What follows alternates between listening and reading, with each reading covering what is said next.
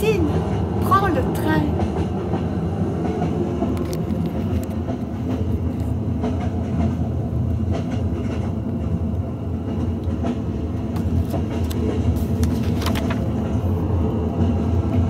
Martine, Jean et Papa Pouf vont prendre le train samedi. À quelle heure y a-t-il un départ pour Dieppe? Cela dépend des jours. Allons consulter les horaires. Tu vois, papa, il y a un train le matin à 11h57. Oui, sauf le samedi. Vous prendrez donc celui de 13h40. Quel tableau compliqué! Regarde, Martine, c'est expliqué ici. Ce train ne circule que les dimanches et les jours de fête. Celui-ci est supprimé le samedi et celui-là comporte une voiture. Restaurant.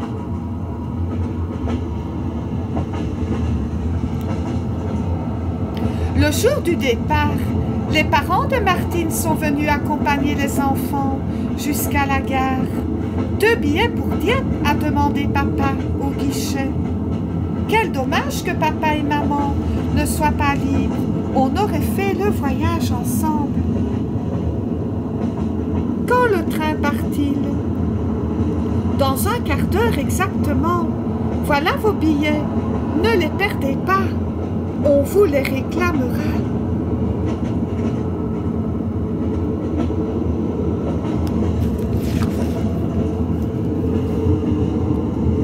Papa, où est le train pour Dieppe?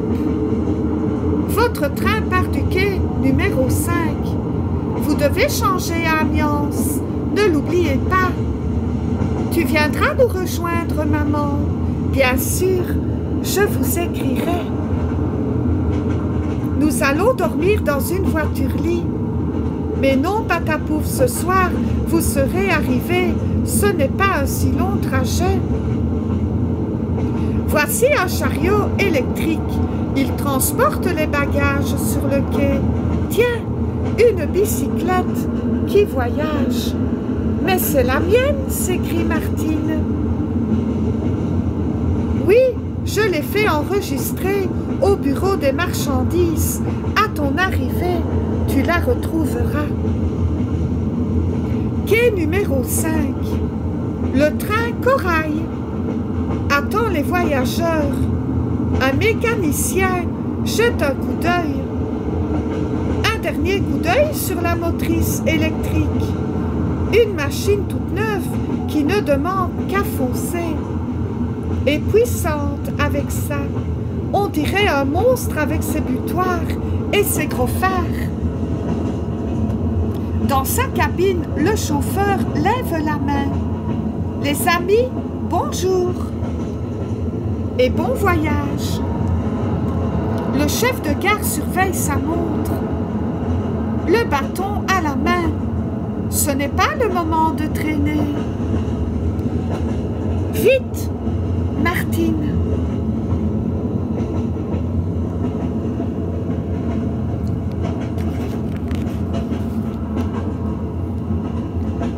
Martine et Jean sont installés dans le train.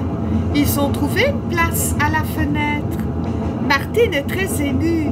C'est la première fois qu'elle voyage avec son frère. Papa et maman sont restés sur le quai. Dans quelques secondes, c'est le départ. Soyez prudents, crie maman. Ne t'inquiète pas, tout ira bien. Au revoir. Téléphonez-nous aussitôt que vous serez arrivés. Un coup de sifflet, les portières claquent, on démarre. On prend de la vitesse. Les parents de Martine ont disparu dans la foule. Mais que se passe-t-il sur le quai? Un voyageur qui court après le train, cravate au vent, l'imperméable sur le bras. Sans doute a-t-il fait la sieste. Tant pis, il faudra qu'il attende le prochain départ.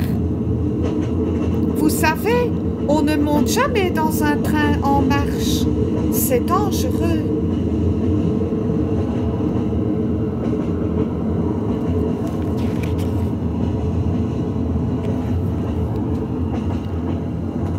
feux verts, des aiguillages, le train passe d'une voie sur une autre.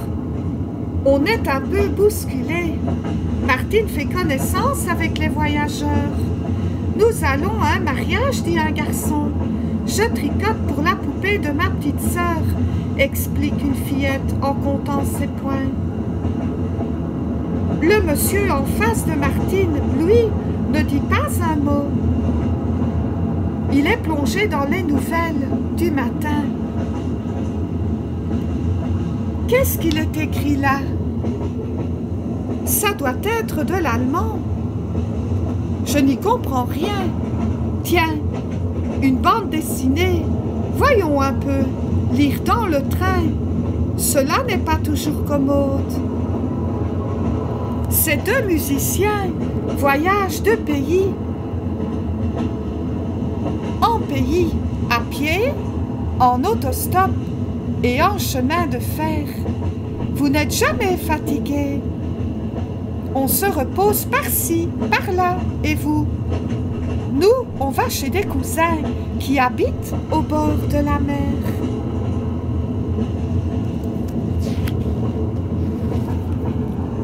Le train file à travers la campagne. Par la vitre, on aperçoit un village, une église, des chevaux, un poulain galope. Dans un pré, le toit d'une maison, lui parmi le feuillage. Au loin, des vergers, des prairies, des collines, à perte de vue. Cette route entre les arbres, où conduit-elle? On aimerait vivre avec ces gens de ce pays.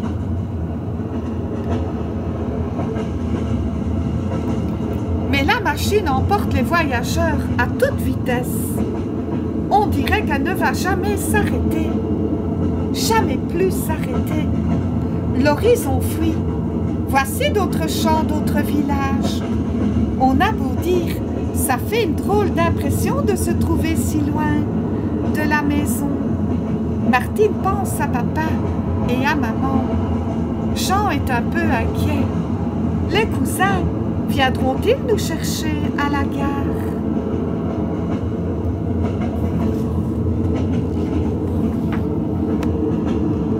Vos billets, s'il vous plaît, demande le contrôleur. Il renseigne les voyageurs, il vérifie les billets. Où est le mien? Dans ma poche, dans mon sac?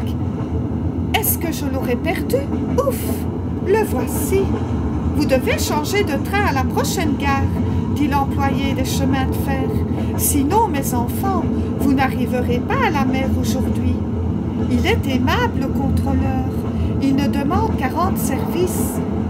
Il connaît les horaires, presque par cœur. À l'arrêt suivant, les enfants descendent. Oh là là, que ces bagages sont encombrants! Et Patapouf qui ne veut pas rester tranquille. Il court à droite, à gauche. Vite, vite, vite, le train va repartir. Pose le sac par terre, Martine. Je te passerai le voilier et le filet de pêche. Il ne s'agit pas de manquer la marche. Heureusement, les voyageurs ne sont pas nombreux à cette heure de la journée. Monsieur l'autorail, pour Dieppe, de l'autre côté du quai, a répondu le contrôleur. Mais on ne traverse pas les voies, il faut emprunter la passerelle.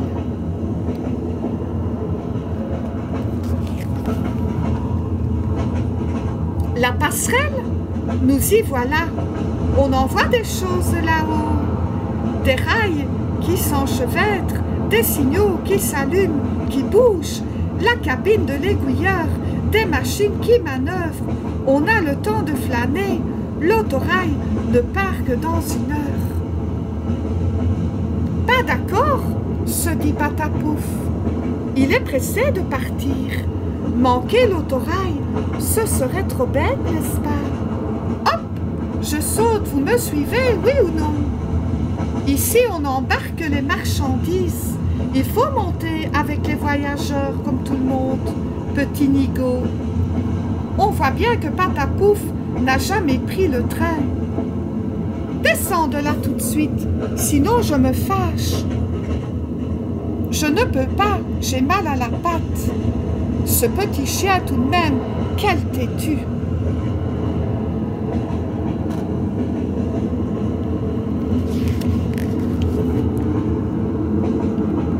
À l'heure juste, le convoi démarre et le voyage continue, mais l'autorail n'est pas un express. Il prend tout son temps, un arrêt, deux arrêts. Une dame entre dans la voiture. Bonjour les enfants, je peux m'asseoir à côté de vous? Oui, bien sûr. On l'aide à placer sa valise. Et ce paquet, madame, faut-il le mettre aussi dans le filet? Non, merci. Je préfère le garder sur mes genoux. C'est fragile. Votre chien n'est pas méchant. Je suppose, demande la dame. Elle soulève le couvercle du carton avec précaution. Je vais vous montrer ce qu'il y a là-dedans. C'est un chaton.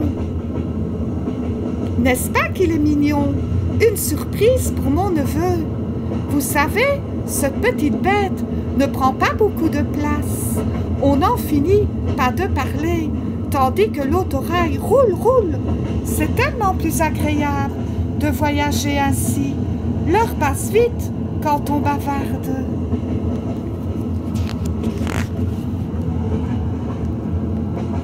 Un coup, deux coups d'avertisseur. L'autorail de Martine entre en gare. C'est la fin du voyage. Au bout du quai, le cousin, la cousine attendent Martine et Jean avec impatience. L'autorail, je ne l'aperçois. Ah, je l'aperçois là-bas. Mais non, ce n'est pas celui-là. Qu'est-ce que tu paries? Tu as raison, c'est lui. Voici l'autorail de Jean et de Martine. Il arrive, il arrive.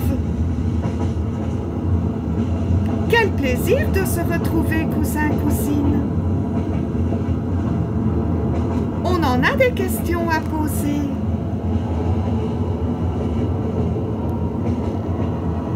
Le voyage s'est donc bien passé. Combien de temps restez-vous? Pourquoi donc n'êtes-vous pas venu plus tôt?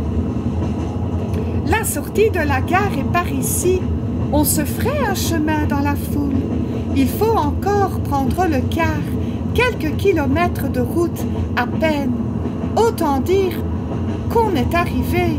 Ne pas oublier de donner un coup de fil à maman. Elle sera si contente.